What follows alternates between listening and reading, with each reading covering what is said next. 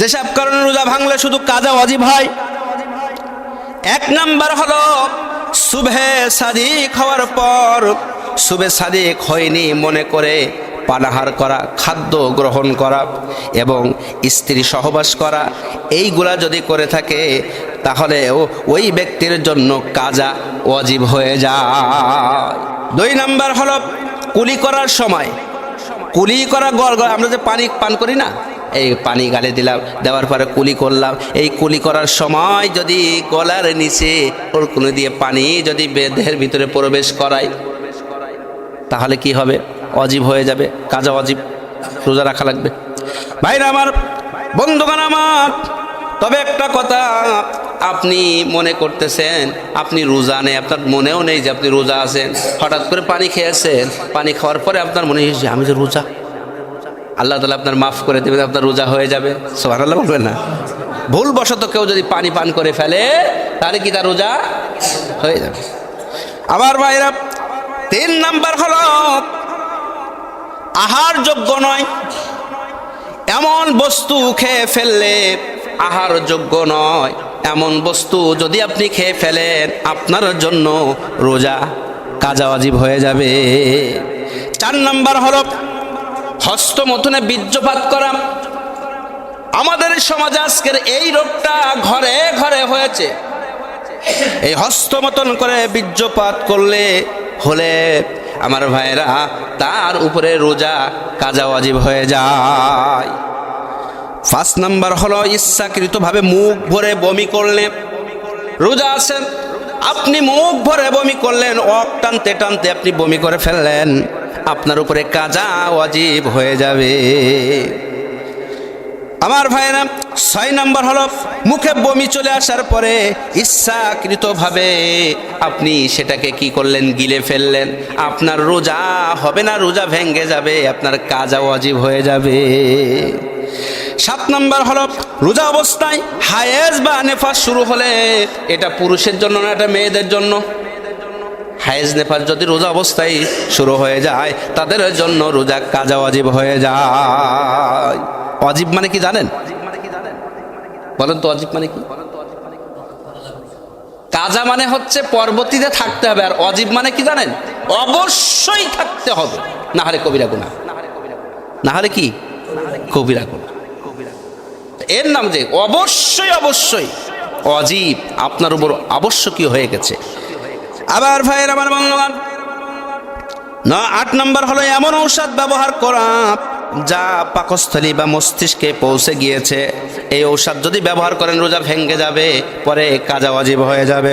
আবার ভাইয়ের আমার বন্ধুগণ আমার, নয় নাম্বার বললাম,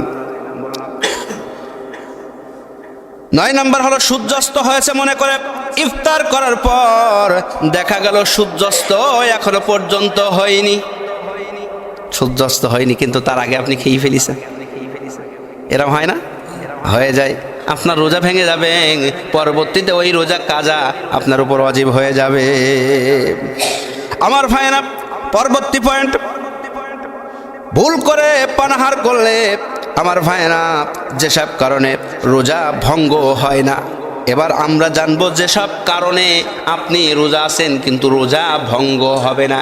এক নাম্বার কারণ হলো যে আপনি ভুল করে যদি কোনো কিছু খেয়ে ফেলেন, মনে নেই, আপনি খেয়ে ফেলেছেন মনে নেই, পরে মনে হয়েছে, আপনার রোজা ভাঙবে না, আপনার রোজা আল্লাহর দরবারে কবুল হয়ে যাবে। আমার ভাইয়েরা, আর একটা হলো চোখে ঔষধ, সুরমা ইত্যাদি লাগালে, চোখে যদি ঔষধ দেন, সুরমা লাগান, আপনার রোজা ভাঙবে না, রোজা কি হবে না? ভাঙবে না। আমার ভাইরা আমার বন্ধুগণ আমার, রোজা তো ভাঙবে না। তিন নাম্বার হলো স্বপ্নদোষ হলে কিংবা হিজামা করলে, অনিচ্ছাকৃত মুখ ভরে বমি হলে, তেল আতর ব্যবহার করলে, ধোয়া ধুলোবালি অনিচ্ছাকৃতভাবে গলা বা পেটের ভিতরে ঢুকে গেলে, এই যে কারণগুলো আমি বললাম, এই কারণগুলো যদি আপনার ভিতরে আমার ভিতরে থাকে, আমাদেরকে কিন্তু বুঝতে হবে যে আমরা রোজা রেখেছি, কোন কাজ করলে আমাদের রোজা হবে না আর কোন কাজ করলে রোজা সহি শুদ্ধভাবে আদায় হবে, এই বিষয়টা যদি জ্ঞান না থাকে তার রোজা রেখে কোনো লাভ নেই। রোজা রেখে কি হবে না? কোনো লাভ হবে না। আবার ভাইরা, এবার জানবো যেসব কাজ রোজা অবস্থায় করা মাকরু, যেসব কাজ রোজা অবস্থায় করা কি মাকরু। এক নাম্বার হলো যে আমরা টুথপেস্ট, পেপসোডেন্ট যেটা বলি, এই টুথপেস্ট যে আপনি দিয়ে দাঁত কি করলেন মাজলেন, গুল দিয়ে দাঁত মাজলেন, আপনি কি করলেন মাজন ব্যবহার করলেন, এইগুলা দিয়ে যদি দাঁত ব্রাশ করেন মাজেন রোজা রেখে, আপনার রোজা কি হবে? রোজা আপনার মাকরু হয়ে যাবে। এইসব কাজগুলো রোজা অবস্থায় করা মাকরু, এগুলো করা থেকে বিরত থাকতে হবে। মাকরু মানে কি এও জানেন না?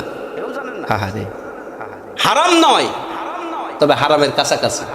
হারাম নয় কিন্তু হারামের কাছাকাছি, এগুলো করা থেকে বিরত থাকতে হবে। কিন্তু আপনি যদি সেহেরি রাতে ওঠেন, উঠে সেহেরি খাননি, তখন কিন্তু বিরাজ করা যাবে। তখন আবার মনে করেন না যে তখন আবার নিষেধ, কিন্তু রোজা আছেন করা যাবে না। আবার ভাই আমার বন্ধুগণ আমার, এবার আসেন 2 নাম্বার হলো গড়গড়া সহ কুলি করা কিংবা নাকের নরম জায়গায় পানি পৌঁছানো। গড়গড়া সহ কুলি করলেন আর নাকের ভিতর নরম জায়গা কোনো পানি পৌঁছায় দিলেন, রোজা রাখা অবস্থায় এটা করা হলো কি মাকরু, এটা করা মাকরু।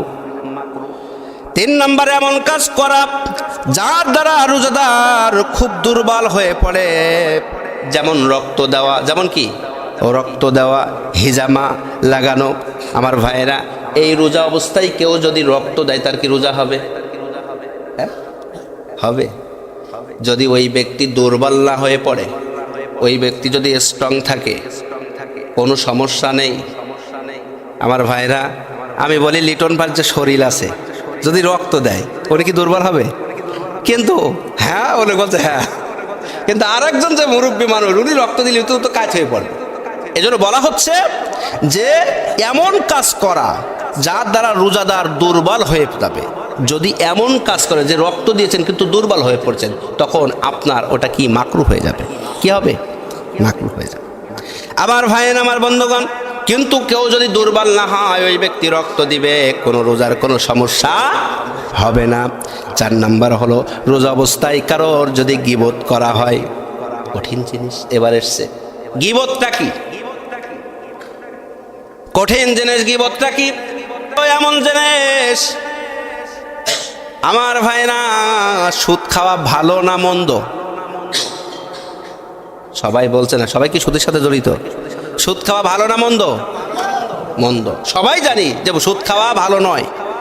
এখন কথা হচ্ছে, যে ব্যক্তি সুদ খাইলো, 1 টাকা সুদ খাইলো, সে ব্যক্তি মায়ের সাথে জিনা করল। কঠিন কথা। এখন কথা এখানে যে রোজা অবস্থায় গীবত করা, গীবতটা কি? গীবত হচ্ছে, গীবত করলাম এভাবে যে ওই লোক এত বিয়াদব, এত খারাপ, এত নোংরা, ওর নিয়ে আমরা সমালোচনা শুরু করে দিলাম, পেছনে ওর নিয়ে কথাবার্তা বললাম, গীবত করলাম। এটা করা যাবে না। আবার ভাইরা, এটা যদি করা হয় তাহলে মাকরু হবে। এবার আসেন 2, যে 4 নাম্বার পয়েন্টের 2 নাম্বার পয়েন্ট হচ্ছে কাউকে গালি দেওয়া। অন্য মাসে তো গালি দেয়, কিন্তু রোজার মাসে আরো বেশি দেয়। রোজার মাসে কি দেয়? বেশি দেয়। তো অনেকে বলে হুজুররা শুধু ওয়াজ করে যে শয়তান বেন্দি রাখে, তো ইয়ে শয়তান যদি বেন্দি রাখে তো ইয়ে গালি দিচ্ছে কেন? আমার ভাইরা, আপনাদেরকে উদাহরণ দিলেই বুঝতে পারবেন। মাঠে এখন ধান লাগাইছে না? ধান কয়দিন লাগাইছেন? 1 দিন। কয়দিন? 1 দিন। 1 দিন ধানের গোছ পুঁতে এসেছেন, কিন্তু তারে যে পরিচর্যা করে ওই রেখে আসলেন, এবার দেখা যাবে এক সময় 3 মাস পরে কি ধান আপনি পাবেন? পাবেন না। এখন কথা হচ্ছে, আপনি কাউকে গালি দিয়েছেন, এই যে গালি দিয়েছেন এটা বন্ধ হচ্ছে না, তার মানে শয়তান যে 11 মাস আপনার ভিতরে লালন করেছে, চাষাবাদ করেছে, তার ফল তো এই রোজার মাসে সে পাবে।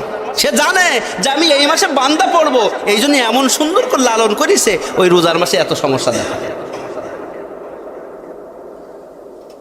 আবার ভাইয়ের আমার বন্ধুগণ আমার, 4 নম্বর পয়েন্টে 2 নম্বর বললাম তিন নাম্বার হলো বড় ধরনের গুনাহে লিপ্ত হওয়া। বড় ধরনের গুনাহে লিপ্ত হওয়া মাকরু, রোজা অবস্থায় করা যাবে না। আমার ভাইরা এবার জানবো, যেসব কাজ করা রোজা অবস্থায় আপনার আমার জন্য জায়েজ আছে। জায়েজ করেছেন কে? আল্লাহ তাআলা জায়েজ করে দিয়েছেন। এক নাম্বার হলো প্রয়োজনে খাবারের স্বাদ জিহ্বা দিয়ে দেখা যাবে। যেমন অনেক ঘরে আছে, আমাদের মা বোনরা রান্না করে, স্বামীরা হলো দেখবেন বলে না ওরে দরজালের থেকেও খারাপ। দরজাল মানে কি? এটা বোঝাতে চাই এটা যে কঠিন পুরুষ, খুব রাগী। ও ভাইরা আমার, এখন লবণ যদি একটু বেশি হয়ে যায়, বাড়ি যে লাঠি ছাটা, গালি গালাজ, মারধর, চুলের মুঠো ধরে এমন করা, সে অকাট্য ভাষায় গালি দেয়, তাই না? আল্লাহ তাআলা বলছেন, আমি কোনো বান্দার জন্য কঠিন করিনি। যদি পুরুষরা এমন হয়, পরিবারের কোনো সমস্যা দেখা যায়, ওই স্ত্রী তরকারি রান্না করতে করতে লবণ ঝাল হয়েছে কিনা একটুখানি ঝোলটা জিহ্বায় দিতে পারবে। সুবহানাল্লাহ বলবেন না? এটা জায়েজ আছে। ও চিন্তা করতেছে খারাপ হলে আমার স্বামী তো আমার পিটাবে, লবণ হয়ে গেলে, ঝাল হয়ে গেলে স্বামীর কাছে মারধর বকাবকি শুনতে হবে, পরিবারের কাছে খারাপ শুনতে হবে। এজন্য সে চেখে আবার কি করবে, সেটা ফেলে দিয়ে দিবে। তার রোজা কি হবে? ভাঙবে? ভাঙবে না। আমার ভাইয়ের, আমার বন্ধুগণ, আমার যেসব রোজা অবস্থায় কাজ করা যায়, দুই নাম্বার পয়েন্টটা হলো সুগন্ধি ব্যবহার করা যাবে। সুগন্ধি ব্যবহার করলে রোজা ভাঙবে না। তিন নাম্বার হলো মিসক করা। মিসক করা, মিসকটা কি করবেন? শুকনার ডাল দিয়া আপনি মিসক করবেন। নবী করিম সাল্লাল্লাহু আলাইহি সাল্লাম, মা আয়েশা সিদ্দিকা রাদিয়াল্লাহু তাআলা আনহা বলেন, আমি নবীজিকে যত বেশি মিসক করতে দেখেছি রমজান মাসে, এত বেশি মিসক অন্য কোনো মাসে করতেন না। বেশি বেশি মিসক করতে হবে শুকনা ডাল দিয়া। আমার ভাইয়ের, আমার বন্ধুগণ, আমার তাহলে বুঝলাম রোজা রাখা অবস্থায় জায়েজ আমাদের জন্য। প্রয়োজনে খাবারের স্বাদ জিহ্বায় দিয়ে যাচাই করা যাবে, সুগন্ধি ব্যবহার করা যাবে। আর হলো মিসক করতে হবে কাঁচা ডাল, শুকনা ডাল দিয়ে চেষ্টা করব শুকনা ডাল দিয়ে দাঁত মিসক করা, এগুলো আমাদের জন্য জায়েজ আছে। কিন্তু এবার গুরুত্বপূর্ণ যে বিষয়টা বলবো, রোজার কাজা, কাফফারা ও ফিদার পরিচয় জানতে হবে। রোজার কাজা, কাফফারার, ফিদা, এই তিনটা শব্দের পরিচয় আমরা জানব। কাজা কি, কাফফারা কি, ফিদা কি? আমার ভাইয়ের, আমার বন্ধুগণ, আমার রোজার কাজাটা হলো, রোজার কাজা হলো একটি রোজার পরিবর্তে একটি রোজা রাখার নাম হলো কাজা। রোজা, একটি রোজার পরিবর্তে একটি রোজা পালন করার নাম হচ্ছে কাজা রোজা। দুই নাম্বার হলো রোজার কাফফারা। রোজার কাফফারা হলো একটি রোজার পরিবর্তে একটি দাস মুক্ত করে দেওয়ার নাম হলো কাফফারা। একটি রোজার পরিবর্তে একটা কৃত দাস মুক্ত করে দেওয়ার নাম কাফফারা। আমার ভাইয়ের, আমার বন্ধুগণ, আমার গভীর মনোযোগ।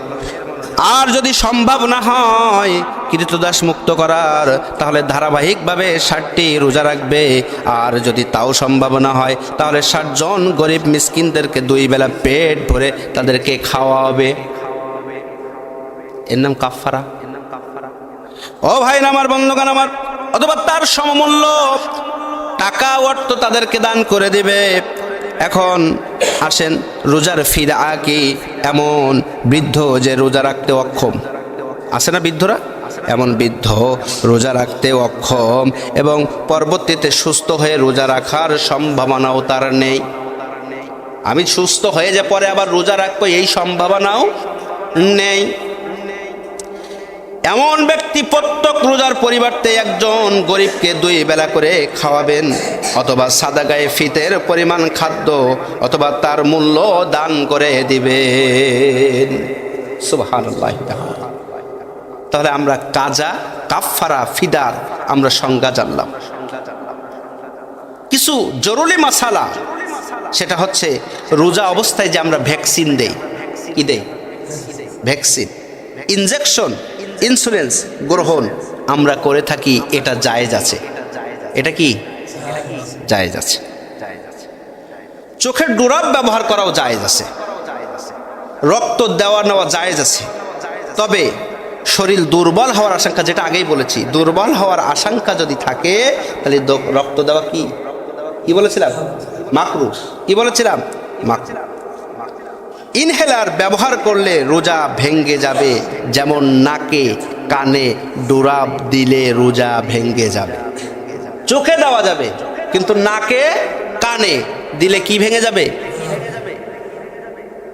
এগুলো আমাদেরকে অবশ্যই জানতে হবে। আমার ভাইরা, এই বিষয়টা আমাদের গুরুত্বপূর্ণ বিষয়। রোজা জবানের, এই রমজান মাসে আমাদেরকে জবানের হেফাজত করতে হবে। হেফাজত করতে বলেছেন কে? আল্লাহ তাআলা। আবার ভাইরা, কিয়ামতের দিন যেসব জিনিসের কারণে মানুষের উপর করে জাহান্নামে ফেলা হবে, তার অন্যতম একটা কারণ হলো জিহ্বা। মানুষের এই জিহ্বার কারণে আল্লাহ তাআলা উপর করে তাদেরকে জাহান্নামে ফেলে দিবেন।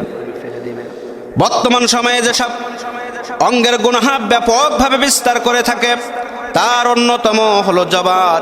জবান দিয়ে মিথ্যা বলে থাকি, জবান দিয়ে ধোঁকা দিয়ে থাকি, জবান দিয়ে মানুষকে আমরা কটু কথা বলে থাকি, জবান দিয়ে মানুষের আঘাত করে থাকি। আমাদের এই জবান যদি হেফাজত করতে না পারি, তাহলে আমাদের জন্য দুর্ভাগ্য এসে যাবে। আল্লাহ নবী সাল্লাল্লাহু আলাইহি সাল্লাম বলেন, যে ব্যক্তি দুইটা জিনিসের হেফাজত করতে পারবে, আমি আল্লাহর নবী বিশ্ব নবী ঘোষণা দিলাম, তাকে জান্নাতে না নিয়ে আমি নবীজি জান্নাতে যাব না। আরো আসতে বলেন সুবহানাল্লাহ। কয়টা জিনিস? জোরে বল, কয়টা? দুইটা। এক নাম্বার হলো লিসানু, জবান। যে ব্যক্তি জবান হেফাজত করতে পারবে, আল্লাহ পাক রব্বুল আলামিন বলেন, আল্লাহ পাক রব্বুল আলামিন জানিয়েছেন, বিশ্ব নবী বলেছেন, আমি নবীজি তাকে জান্নাতে না নিয়ে জান্নাতে যাব না।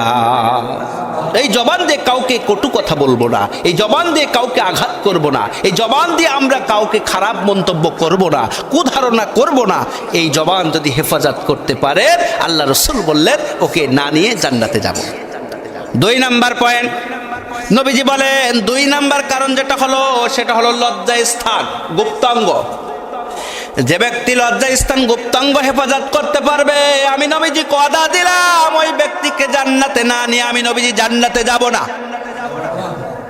তাহলে আমাদেরকে লজ্জা স্থান গুপ্তাঙ্গ হেফাজত করতে হবে। এটা দিয়ে কাউকে আঘাত করা যাবে না।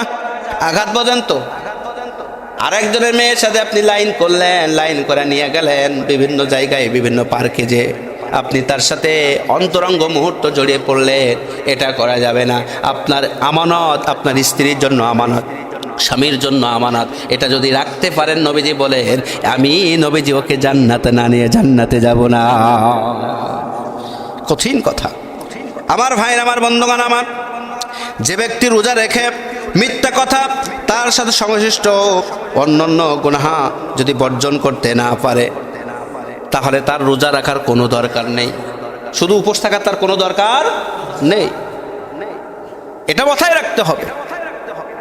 আল্লাহর নবী সাল্লাল্লাহু আলাইহি সাল্লাম বলেন, রোজা রেখে ঝগড়া করা যাবে না, গালিগালাজ করা যাবে না, অন্যায় করা যাবে না, মিথ্যা কথা বলা যাবে না, চগলখড়ি করা যাবে না, গীবত করা যাবে না, পরনিন্দা করা যাবে না, সুদ খাওয়া যাবে না, ঘুষ খাওয়া যাবে না, মালে ওজনে ফাঁকি দেওয়া যাবে না। যদি দেন তাহলে কিন্তু রোজা রেখে কোনো লাভ হবে না।